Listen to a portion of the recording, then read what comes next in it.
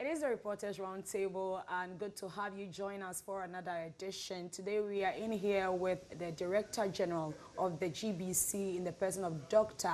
Kwame Akuffo-Anoff in tow, who will be telling us more about the coalition that the media has formed to fight the menace of galamsey. Thank you for joining us, sir. It's my pleasure. What is this whole media coalition to fight the galamsey menace about? Is it a trigger journalism, or what would you call it? Well, I wouldn't describe it so. To a very great extent, the media should have been the first to, as it were, bring the menace to the attention of the society. And so that would have been a duty that the media would be expected to perform, you know, as an early warning, you know, feature of the society. Regrettably, the media didn't do that. And so we find ourselves in a situation where it's rather people in political positions who are activating the process. What that means, therefore, for the media is that we plug into it and use the resources available to promote the issue. And by promoting, I'm talking about not just setting the agenda and keeping the issue focused, but also framing how the issue ought to be discussed. Because once we begin to talk about galamsey, it has a tendency of being looked at in several directions, whether it's an economic issue, whether it's a social issue, whether it's an ethical issue, all those issues are available. And so it's important for the media to be able to constantly bring attention to the menace, to recognize that this is a menace and it poses a danger to all of us. And once we keep it on the banner, then the natural progression is for us to frame it in a manner that makes it productive. And even more importantly, ensure that we are going to move beyond the discussion level to impacting on policy. Because if it's just a matter of talking amongst ourselves, very little is going to be achieved. But we are hoping that we are going to go beyond the discussion of the issues, and then we are going to move into the policy sphere. And that is why it's interesting that this whole call emanated from the president. Right, so how far and how long will the media continue to do this? For as long as it's necessary. For as long as it's necessary. Yesterday I tried in my presentation when the launch was made to draw attention to the fact that it will be an error to just focus on the galamsey as a ghetto, as an isolated event, and leave the adjoining issues that also require critical attention. Because once you see it as a menace, then you begin to frame it in a manner as to come to the determination that there are other related issues. And if that is the case, then, for example, how plastics are treated becomes a critical issue. How waste is disposed of becomes a critical issue. You talk about how we fish in our water bodies is a critical issue. The introduction of chemicals, as fishing tools and all of those. They are all critical issues. So for me, the galamsey only, and that was also something I tried to draw attention to, that the galamsey menace should be used as a case study. It should be used as an entry point to enable us to explore larger questions. And these larger questions should be revolving around human and material resources. Who has access to those resources? Who determines who should have access to it? Under what conditions can you access it? And who has the moral responsibility to ensure that the resources are kept in a manner that future generations will benefit from? Right. What is different about this approach that the media coalition is doing? Because there have been previous attempts to clamp down on the galamsey menace. Right. I think the difference is that we have identified that this is a serious problem. And so it's not only the intensity of the problem, but it's also the fact that it's going to be interdepartmental in several respects.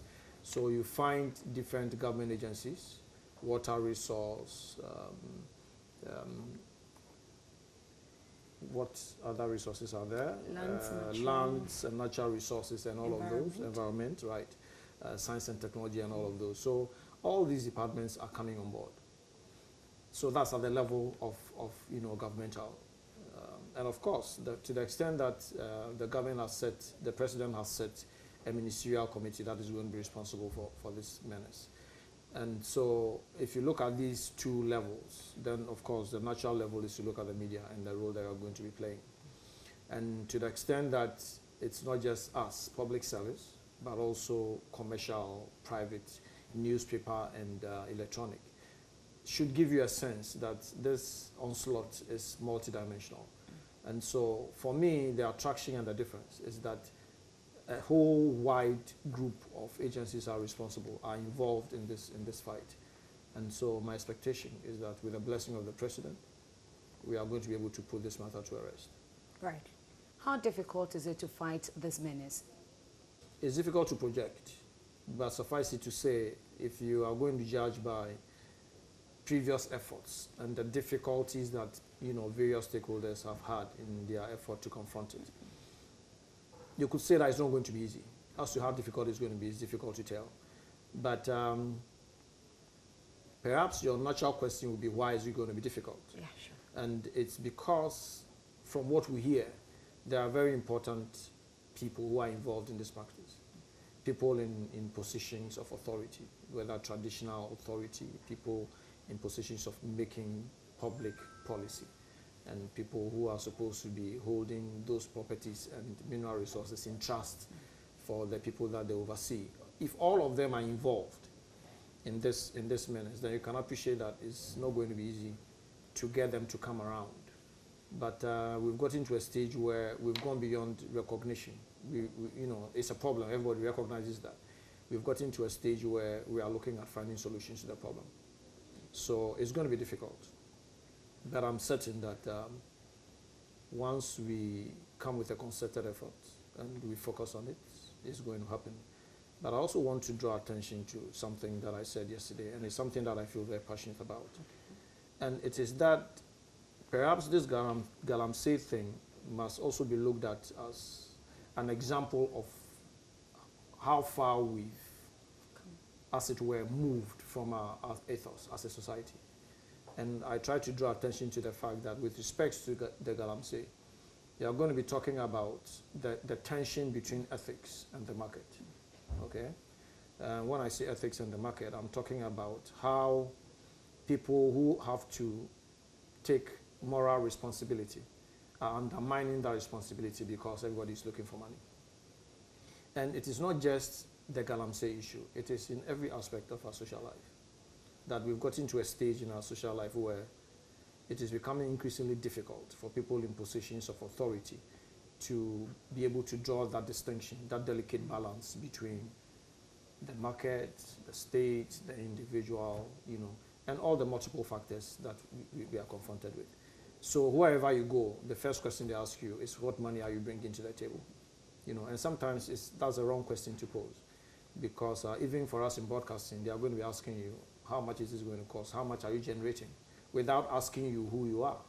So the underlying factor is that as a society, we have, for some reason, overlooked our values, and we've tended to dwell too heavily on what the market gives us at the expense of other things, such as the human capital that we have, such as the ethics that we all hope that we are going to be able to bring it to the attention of our children.